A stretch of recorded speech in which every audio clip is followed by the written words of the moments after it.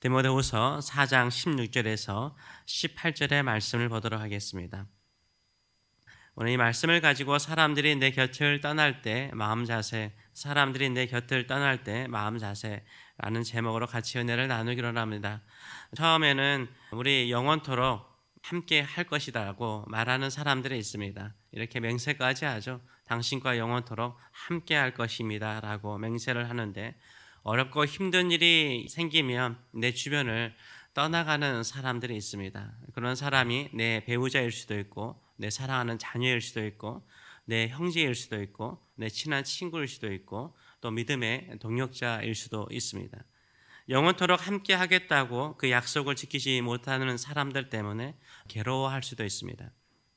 혹은 그 사람을 미워할 수도 있습니다. 또 그 사람을 원망할 수도 있습니다.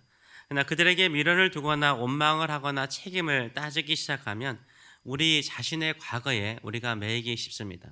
또한 우리가 그 사람들에게 매이기 쉽습니다. 오히려 내 마음속에, 내 기억 속에 떠나지 않기 때문에 떠나보내기가 쉽지 않는 것을 알게 됩니다.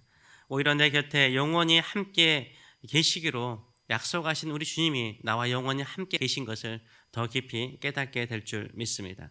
그래서 사람들을 의지하기보다는 주님께서 영원토록 나와 함께 계심을 믿고 살아가시는 저와 여러분 되시길 축원합니다. 그래서 인생을 살면서 우리 주님께서 나와 함께 계신 것이 가장 큰 힘이요 능력이요 친구 되심을 기억하시는 저와 여러분 되시길 축원합니다. 사도 바울에게도 처음 복음을 전파할 때 함께 사역했던 사람들이 있었습니다. 함께 동역했던 사람들이 있었습니다. 그러나 사도 바울이 로마 감옥에 갇히고 교회가 박해를 받게 될 때 초창기의 멤버들이 사도 바울을 다 떠나갔다라고 사도 바울이 말하고 있습니다. 16절의 말씀을 같이 한번 읽어보도록 하겠습니다. 내가 처음 변명할 때 나와 함께 한 자가 하나도 없고 다 나를 버렸으니 그들에게 허물을 들리지 않기를 원하노라 라고 말하고 있습니다. 사도 바울은 그들이 어쩔 수 없이 사도 바울을 떠날 수밖에 없었다라고 이해하려고 노력하는 것을 우리가 볼 수 있습니다. 그들의 연약함이나 부족함을 탓하지 않죠. 오늘 사도 바울의 고백을 통해서 오래 가지 못하는 인간관계에 대해서, 오래 가면 좋지만 오래 가지 못하는 인간관계에 대해서 우리는 어떤 자세를 취해야 되는가, 세 가지를 같이 나누기로 원합니다. 첫째는 원망하지 말라는 거예요. 그 사람들을 원망하지 말라는 것입니다. 16절에서 사도 바울은 그들에게 허물을 돌리지 않는다라고 말을 하고 있습니다. 그들에게 원망하거나 그들을 탓하지 않는다라고 말을 하고 있습니다. 어떤 사람은 그 한 사람 때문에, 그 떠나간 한 사람 때문에 허송세월을 보내는 사람이 있어요. 그 사람 때문에 그 사람만 원망하고 그 사람만 탓하다가 한평생 시간을 낭비하는 사람들이 있습니다. 또 그 상처 때문에 오히려 새로운 사람을 만나지 못하는 경우도 있습니다. 심지어는 가까운 사람들에게도 마음을 쉽게 주지 못하는 경우를 보게 됩니다. 이미 떠난 사람들에게 미련 두지 마세요. 원망하지 마세요. 그 사람을 원망하고 불평하고 있다는 것은 아직 그 사람에게 미련을 두고 있다는 것을 보여주는 거죠. 마음에 완전히 지워버리는 것이 오히려 우리 마음을 자유케 하는 것인 줄 믿습니다. 두 번째로는 우리가 떠나가는 사람들을 바라볼 때마다 하나님의 목적을 기억하시는 저와 여러분 되시길 축원합니다. 하나님의 선한 뜻이 있음을 기억하시는 저와 여러분 되시길 축원합니다. 어떤 사람이 나를 떠나갈 때 솔직히 힘들죠. 특별히 우리가 의지했고 믿었던 사람이 떠나갈 때 더 힘들 때가 많습니다. 그런 일을 통해서 우리는 누구를 더 의지하게 됩니까? 하나님을 더 의지하게 될 수가 있습니다. 어제도 어느 남편이 소천하신 분을 만나게 되었는데 정말 그 남편께서 정말로 공주처럼 잘해주셨더라고요. 너무나 많은 섬김을 받았습니다. 떠나고 그 마음이 상심했을 때 오히려 하나님께서 자신의 마음속에 이런 음성을 들려줬답니다. 내가 너를 기다렸다. 내가 너를 기다렸다. 남편이 너무나 잘해주니까 거기에 의지하는 것, 하나님을 더 깊이 만나는 시간이라든가 교회를 더 섬기는 시간보다는 그냥 너무 잘해주니까 거기에 취해서 살았던 시간들로 인해서 하나님을 더 온전하게 섬기지 못했는데 하나님께서 내가 너를 기다렸다. 이제 나에게 더 가까이 와라 라고 말씀하셨다고 하더라고요. 그렇죠. 우리가 사랑하고 의지했던 사람이 떠나갈 때 마음에 상심이 있고 힘든데 그게 바로 하나님을 더 의지하는, 하나님의 선하신 뜻이 있는 줄 믿습니다. 하나님의 의지함을 통해서 더 큰 일을 이루도록 역사하시는 기회가 되는 줄 믿습니다. 이런 믿음을 가지고 살아가시는 저와 여러분 되시길 축원합니다. 그래서 17절은 이렇게 말하고 있습니다. 주께서 내 곁에 서서 초창기에 모든 사람들이 떠나가고 그들을 원망하지 않을 때 주께서 내 곁에 서서 나에게 뭘 주셨다고요? 힘을 주셨대요. 힘을 주시면 나로 말미암아 선포된 말씀이 온전히 전파되어 모든 이방인이 듣게 하려 하심이라 라고 말을 하고 있습니다. 그들이 다 떠나갔을 때 하나님은 사도 바울에게 더 가까이 오셔서 힘을 주셨어요. 그 힘 가지고 뭐 하도록 만드셨습니까? 선포된 말씀을 온전히 전파할 뿐만 아니라 이방인 사역에 더 힘쓸 수 있도록 역사하여 주셨다라고 말을 하고 있습니다.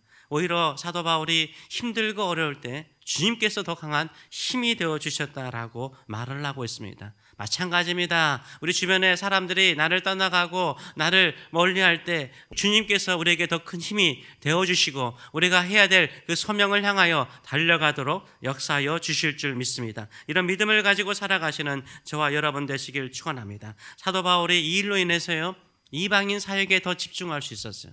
왜냐하면 사도 바울이 초기에 사역할 때는 처음에는 유대인 중심 사역이었어요. 그래서 사도 바울이 어느 도시에 갈 때 가장 먼저 간 곳이 어디였습니까? 회당에 갔죠. 회당에는 주로 누가 있죠? 유대인들이 있죠. 유대인뿐만 아니라 개종한 이방인들도 있지만 거의 절대 다수는 유대인들이에요. 유대인들을 중심으로 사역을 하기 시작했고 사도 바울을 도와줬던 초기 동역자들도 유대인들이었어요. 그러나 어렵고 힘들고 괴로울 때 유대인들이 떠나가기 시작하고 또 이 회당에 유대인들 종교 지도자들이 회당에 편지를 보내죠. 사도 바울을 받아들이지 말라고. 그의 가르침을 받아들이지 말라고. 그러면서 배척을 받기 시작해요. 그 배척을 받으니까 같이 사역했던 사람들이 떠나가기 시작하죠. 그래서 사도 바울의 원래 부르심이 뭡니까? 이방인의 사도로 부르셨잖아요. 다메섹 도상에서 이방인의 사도로 부르셨잖아요. 그래서 떠나가니까 오히려 어떻게 돼요? 자신의 본질적인 부르심을 향하여 나갈 수 있었어요.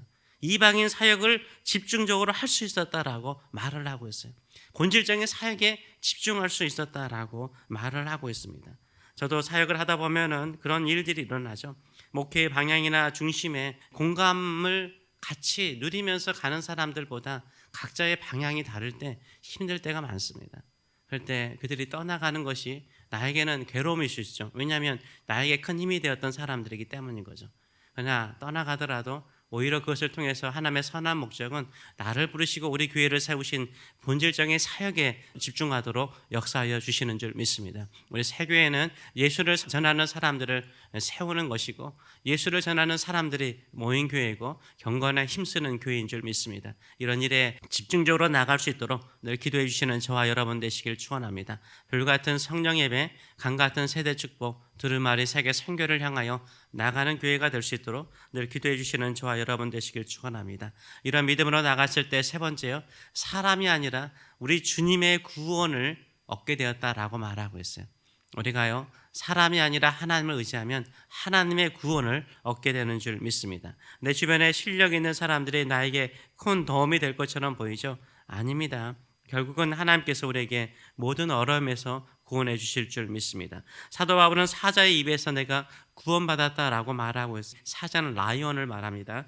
17절 하반절을 보게 되면 내가 사자의 입에서 건짐을 받았느니라.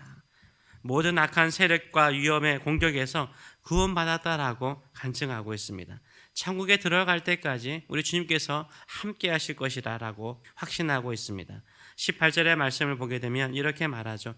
주께서 나를 모든 악한 일에서 건져내시고 또 그의 천국에 들어가도록 구원하시리니 그에게 영광이 세세 무궁토록 있을지어다. 아멘. 아멘. 우리 주님께서 모든 악한 일에서 나를 건지시고 천국에 들어가는 그날까지 함께 하시고 구원하실 것이라 라고 찬양하고 있는 모습으로 정리하고 있는 것을 볼 수 있습니다. 비즈니스 하신 분들 보게 되면 비즈니스 할 때 혼자 하기 힘드니까 동업을 하게 되죠. 동업을 하게 되면 좋은 일도 많지만 오히려 동업하다 보면은 좋았던 관계도 무너지는 경우를 자주 보게 됩니다. 교회 사역도 마찬가지인 것 같아요. 같은 믿음, 같은 비전을 가지고 사역하다가도 방향이 같지 않아서 심하게 싸우다가 헤어지는 경우가 있습니다. 이때일수록 우리는 어떤 마음을 가져야 될까요? 그들을 원망하거나 그들을 탓하거나 그들에게 불평을 넣는 건 아니죠. 이건 아니에요. 여기에도 하나님의 선하신 목적이 있고 여기에도 하나님의 뜻이 있고 오히려 이를 통해서 하나님을 더 의지하게 만드시는 하나님의 섭리가 있음을 믿고 나가시는 저와 여러분 되시길 축원합니다.